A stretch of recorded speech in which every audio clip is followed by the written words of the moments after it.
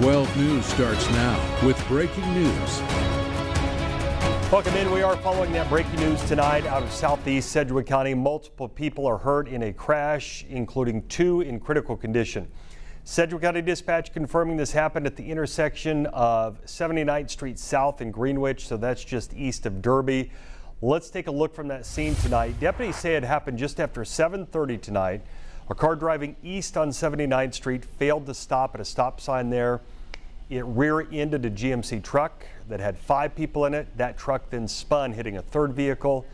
When asked if this is a common issue at county intersections, here's what the sheriff's office had to say. It's not super common, but I mean, it is something that happens in almost all of our 4-way stop intersections out in the county. All of the injuries involve the people inside the truck that was rear-ended, including 2 people in critical condition, 2 others with serious injuries. The sheriff's office says the crash is under investigation as their reconstruction team now works to gather more information.